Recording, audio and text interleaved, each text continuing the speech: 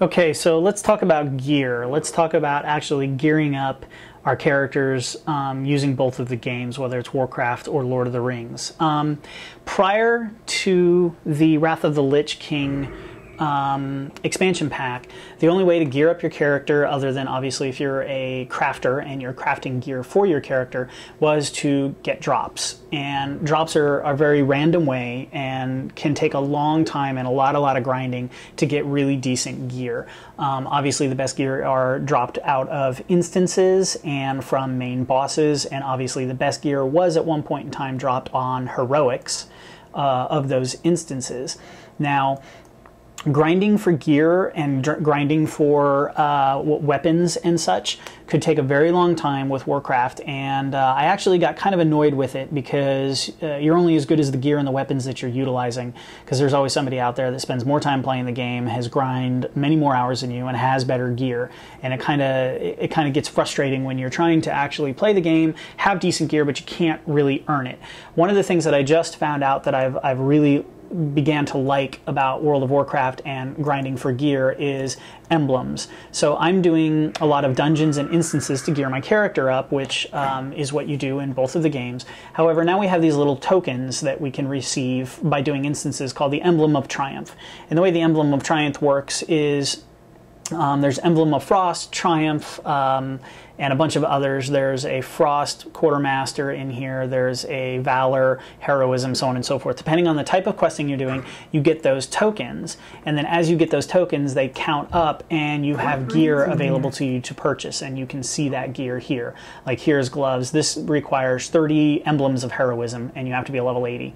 So you can get that gear as opposed to waiting for drops. You still get the best gear by running heroic raids and getting boss drops, and unfortunately those can be very low drop rates. If you actually look at certain gear, if you look at Thoughtbot or if you look at the Warcraft Armory, sometimes you get like a 1 to 3% drop rate, and that could be really frustrating to run the same dungeon over and over and over again, tens and 20 times, you know, teens and times to try and get a piece of gear and you don't get it. So the emblem way is a really nice way to go if you don't want to absolutely have to have the top end gear in the game. Now, if we go back to Lord of the Rings Online, Lord of the Rings has a very similar way of getting the gear, and I think Warcraft may have actually stole this from Lotro, but what you'll notice is I don't have any right now, but you have certain gears, and the way they do it in Lotro makes it a little bit easier and less of a grind. You still have to roll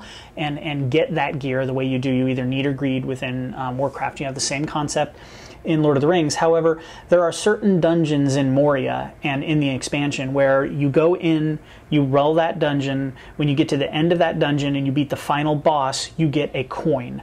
That coin is either a helmet coin, a shoulder coin, a chest coin, a gloves coin, a foot coin. And what that coin does is it allows whomever wins the roll to go get that piece of gear for the Radiance gear. So if you go and you do the turtle in Moria, you're going to get a coin, and that coin is a helmet. So you know if you win the roll at the end of the dungeon, and you have to roll with the rest of the people that are playing, if you win the winning roll, you will get that coin. You then take that coin back to Moria, hand it in, and you get that helmet. Simple as that. You put the helmet on and you equip it, you go run another dungeon. You may have to do this a few times to win, however, it makes it much easier because you always know that coin will drop.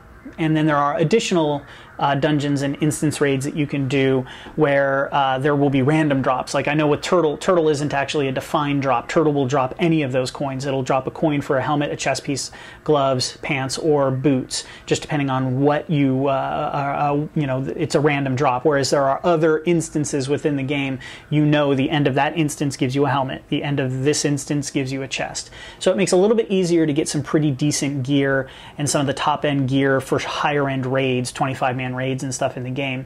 Another really good way of getting gear in the game is crafting, and I think that's what we're going to talk about next, is the differences between the Warcraft crafting and the Lord of the Rings crafting. And I think you'll notice that, and again, I haven't done my crafting in a while. on Warcraft, and I haven't gotten that much into it because I kind of got bored with it. It seemed kind of blah. It seemed kind of boring after a while. But you'll notice that there's a really in-depth crafting engine that's built into Lotro. So if you like to craft, if you like to, gear yourself up or make yourself weapons, Lotro is definitely a lot of fun to go through and actually do that crafting. So within Warcraft, I am an alchemist. And I am an herbalist.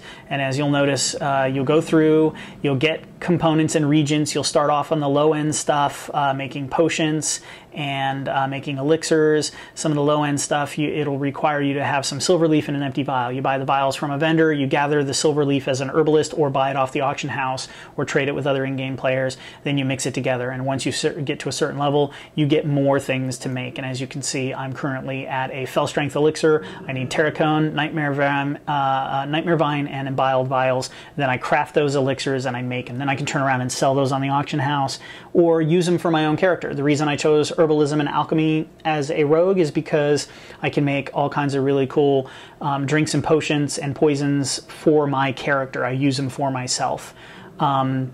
There's leatherworking. I can't remember all of them right off the top, but there's there's metalworking, leatherworking, engineering in Warcraft, and all of them have a specific function. And for the most part, the reason people craft is to help themselves out leveling, and then once they level, to help themselves out earn money, putting it up on the auction house and selling it and earning gold that way and getting the currency built up. With Lotro, you also have the same concept. It works the same way. You have your crafting capabilities. I happen to be an armsman and a prospector, so I go out and I gather up raw tins, metals from the game, and as you'll see, I have an apprentice, a journeyman, an expert, an artisan, and I'm working on master. And as I gather up those different your raw materials like metals and golds and silvers, I have refining and smelting, and then those also have a certain capabilities that I can actually make. So with the prospector, I get the metals and the ingots to then turn into weapons. With my weaponsmithing, I have the ability to make different weapons to help my character. And some of the weapons that you can actually make in the game are pretty high-end, so it's an excellent way to have some of the high-end weapons. And crafting is actually very functional within Lotro in the weapons that you can make, but it's very in-depth. So for me to reach artisan on my weapons, these are the weapons that I can make. And it tells me that I need a superior forge, and then I would need specific, I need a dwarf craft blade. Well, to make a dwarf craft blade, I kind of come up here and find out that I need dwarf iron igons. Well, those require me being a prospector, and then I would come in here and I would see whether or not I have that capability in smelting. Do I have those igons? I most likely do. They're somewhere in the tree. It's been a while, but it's a very in-depth crafting, and you can spend a lot of time. I mean, it's a game in itself to craft within Lotro, and I really like that. It was a lot of fun. I did it at the beginning when I was playing on a regular basis, and I really enjoyed that. I've kind of let that go. I'm just trying to level my character and get to 65. I'm currently at 62.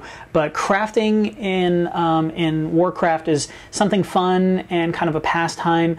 Crafting in Lotro is definitely fun and can be a game in itself because it is pretty in-depth. So there's a quick look at the differences between the crafting of the two games. I think I'm going to talk really quickly here on instances and how to get in them between both of the games. You've got the same concept of an instance. You can search for instances within Warcraft using the Dungeon Finder, and that is actually shown right here. I can click this button, select the dungeon I want to go into, and click Find Group, and it goes out there and finds me a group. Same concept in Warcraft. I just don't remember where it is. And Lotro, I just don't remember where it is again. I haven't been playing this game in a while. Let's see, social panel. Okay, here, just real quick, here's your social panel. Here's my friends within the game. Here are my kinship members within the game. These are raids if you're set up in a raid, and here is a group stage so you can actually find your raids and find people to go do dungeons with or instances. Very similar to the social panel within Warcraft. Bring it up. Here's O. These are my friends. These are people in the local area. These are guildmates. These are private chats and capabilities, and then this is raid chat. So those are both very similar between the two, and that's all I've got for this episode. My time's running short, so I think we'll do one more video and we'll kind of wrap up the differences between the two, and that'll be it.